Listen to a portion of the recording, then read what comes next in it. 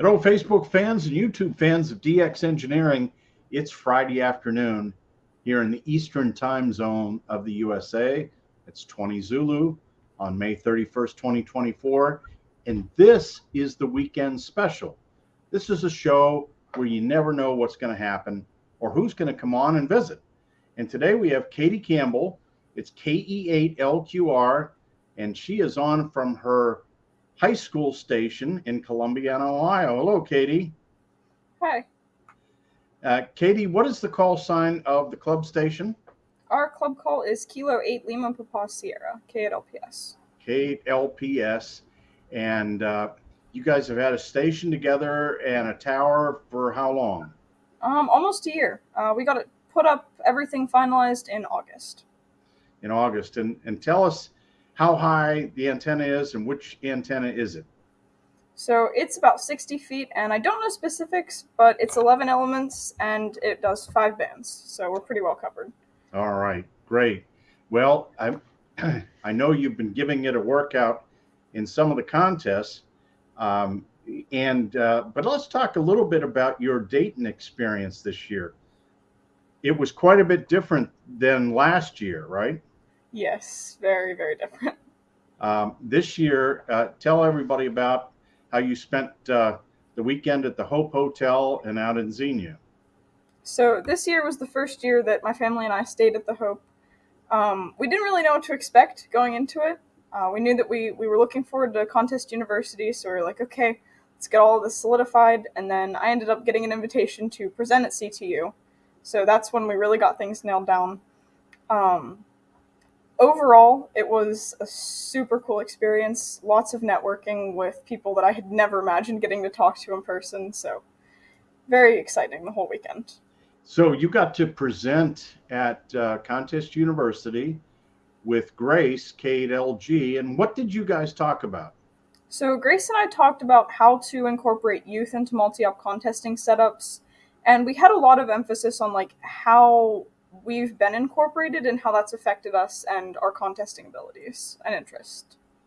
And so your slide deck is available at contestuniversity.com. You can go right into the files section, click on that, and then you'll find the presentation that Grace and Katie did. And also, the whole YouTube is up there of the two of you presenting. So if you didn't attend Contest University, you can still see this excellent presentation on how to incorporate youth into your multi-ops. And Katie, give us one of the takeaways that you really stressed.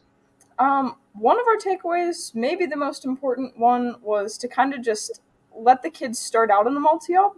They don't really need to start out as a single op to get there.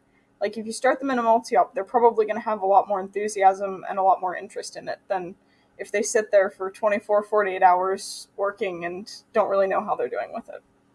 Right. And how much interaction do you think adults should have with the youth, with you when you're contesting in a multi-op? How much interaction, how many pointers, etc.? So, in my opinion, the best thing you can do is let the kid operate, let them make their mistakes, correct them if it's a super, super, like, glaringly obvious mistake. Like, we have the no please copy sign in the club station. But in terms of just operating, let the kid operate. Don't jump in and kind of micromanage. Like, let them do as much as they can on their own.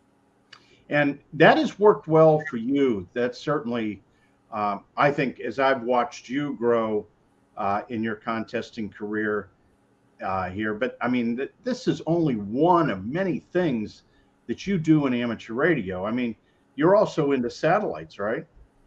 I'm not as into satellites. Mostly it's Morse code. Well, tell everybody about your CW, your Morse code experience, and what you do there. So I learned Morse code during the pandemic. Back in 2020, everything shut down and I had a lot of free time. So I joined the Long Island CW Club Kids classes and learned code. I think I made my first contact after like a month of classes, so it was pretty quick.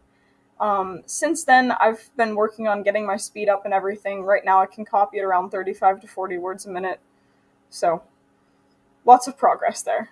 Right. And of course, we know that when you're young, CW comes easy. So that's great. I was thinking about one of the Yoda camps where you were really helping out in the area of the satellites. I think you did some troubleshooting and helped on the antennas there. So you do other things besides contesting. Now, talking about CW and your experience there, when do you teach? I teach the Long Island CW Club's kids advanced or intermediate and advanced classes now. We meet every Sunday night at about 7:15 and work on it for half an hour to an hour, just depending on how many people are there. And we do lots of fun stuff, like we play games and ask questions in code. So it's not just QSO protocol drilling how to get on the air. Right. So, and Katie, tell me, do you have to have a license to participate in this class? You do not have to have a license to participate in any of the Long Island CW Club kids classes. And so that, and you don't have to know CW to get a ham test these days to pass a ham test. So it's pretty intriguing. How many students do you typically have in one of your classes? It depends on the day. I can have anywhere from 2 if it's final season to 10 if it's middle of summer. And I will say, even if you don't come into the classes with a license, the likelihood that you leave the classes with a license is very, very high. Well, that's the enthusiasm that I think you have. And I do have to tell you that I was very surprised at the number of youth that attended Dayton this year that were interested in contesting. I mean, if you look out in the contest dinner on Saturday night, there were over 30 youth in the audience. That was pretty incredible. How many of these guys had you worked on the air? So many of them. It's kind of interesting because as a young person in ham radio, you kind of know about the other kids who are there. You just don't really meet them very often. So it's really cool to be in like the same room as them and be like, "Ooh, I've talked to you like a whole bunch of times on the air in a contest." Right. So like Levi and Sam, some of these guys that are really getting opportunities at contest stations like you are. And so talk about your experience at K8AZ last March. So I, like he said, was at K8AZ for one of the ARL contests. It was a very, very welcoming environment. Everybody was super, super supportive. I really was not nervous to get on the air at all. Sometimes it's kind of hard going to a new environment, meeting all these new people. It's like a fire hose of information. But just the welcoming environment that they created was really amazing. And I left the weekend. I had learned so much about how to contest more effectively, especially with SSB. So it was a super exciting weekend. If you have a question for Katie, you can put it in the chat and she'd be happy to answer questions. She's really plugged into what's going on, not only in learning CW, but also in what's going on in the youth. So let's talk about your summer plans and your trip up to Halifax here this summer. Yes, really looking forward to Yoda Camp in Halifax. This is our second year in Canada, so super excited about that. We have our call sign and everything. We actually got a Yoda key, kind of resembling how Region 1 did things. So this is the first year we'll have that. Really just looking forward to the week of meeting all these new people and learning as much as we can. And so how many Yoda camps have you been to, Katie? I have been to 2 Yoda camps so far, one in Cincinnati in 2022 and then Ottawa last year. Wow. So this will be your third one and you're just 16. Yes. So you've got a lot more in the future. Talk about Yoda and Yacht. What is the difference? So the difference between Yoda and Yacht is a slightly younger age group, I would say. Yoda focuses from ages 15 through 25. So we're a little bit more strict. Yacht is on Echolink, so they don't usually meet in person. I know there's sometimes a pizza party at Dayton, but Yacht is very much Echolink. There's a net every night except for Sunday, and lots of people check into those. It's a really good way to learn about the opportunities like Yoda and YDXA. Yoda, the primary difference there is that our main event is a summer camp every year, so it's very much in person. But both organizations focus on retention rather than like recruiting. A lot of the youth programs that I've been familiarized with focus on getting kids licensed. Like, how do you get your license? But the thing that really sticks out about Yacht and Yoda is that they're focused on keeping kids licensed and getting them interested in different aspects of ham radio. Not only just contesting, which is one area that you really have focused on and have been very proficient at as well. You operated the 160 meter CW contest here, and you'll be back here for the Youth DX Adventure in late July. Tell us about that. Yes, so last year I had the opportunity to attend the YDXA or Youth DX Adventure. It was at K3LR, and just the weekend kind of felt surreal. We started off Friday, I think, with a tour of DXC, and then lunch with all the super important DXC like executives and everything. So that itself was really cool. Then we went to K3LR, got the tour, and then the next morning we started operating. I think we operated for about 8 hours and made a whole bunch of contacts in the Islands on the Air contest. And just throughout the whole time, we would switch bands, but we would also be getting all this encouragement from all the contesters in the room. The North Coast Contesters group kind of met up and was there to encourage us and cheer us on. So we were getting lots of encouragement, lots of tips, any help that we needed. But this year, I will be back as a graduate assistant, so I'm going to kind of help Elmer and mentor some of the kids who are new this year.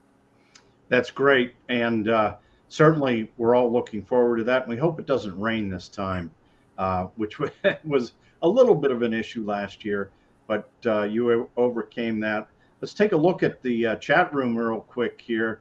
Our friend Craig Clark, K1 Quebec X-Ray, said he missed us at Dayton. Craig is a dear friend, first missed since 1979, and we missed the Ham Radio Bookstore, Craig, that you did for so many years and anchored the Hamvention. Also, Kilo Zero Zulu, November Zulu, Zeb is on, and our friend Don from Philadelphia, Whiskey Juliet 3 United, and from Brazil, it's Papa Yankee 2, Bravo November. Our friend Dan down in Kentucky, WA4 Mike Oscar Mike. Good afternoon, Tim and Katie. Not on my best day can I do 35 to 40 words a minute, but I still like CW the best. A beautiful day here in Greater Cincinnati, 73 from Fort Mitchell, Kentucky. And our real good friend Amy, N8AMY, is on with us today, and she'll be part of the YDXA. KE8LQR is a great youth leader in amateur radio. Thank you, Amy. And John, W2GD. Wonderful meeting Katie at the Dayton contest dinner. And W2GD is a legend. He is an absolute living legend in contesting. And that's high praise coming from John. So, John, great to have you on today. And Dave, good afternoon, Tim and Katie. And also Jeff from the DX Engineering sales team, KB8ZWT. Katie, you always do a great job. And, of course, Jeff will be in the audience when you give another presentation later in July. We got Dave, November Tango 9 Echo. That's Dave's call. And then Frank, Kilo 5 Fox Juliet Alpha from Mississippi is on as well. So a good group on here today. The Kentucky QSO party is this weekend. One of the European Field Days goes on this weekend. So there's lots to do on amateur radio. Katie, have you been having fun on the bands with the increased sunspots? Yes, I've been kind of busy with school these past couple weeks, but recently I've been getting on a lot more. Lots of CW contacts. I can work 6-7 different countries in 10 minutes on CW, so lots of fun there. Well, Katie, we wish you the best here this summer. Are you done with finals? Yes, last final was yesterday. Well, that's great. Congratulations on making through your sophomore year, and we wish you all the best this summer, and we will see you again here on the DX Engineering shows. Thanks, Katie, for coming on. Thanks for having me. Okay, and thanks to all of you for watching today. We'll see you next week here on the DX Engineering channels on Facebook and YouTube. Until then, get on the radio and have some fun. And 73 from DX Engineering.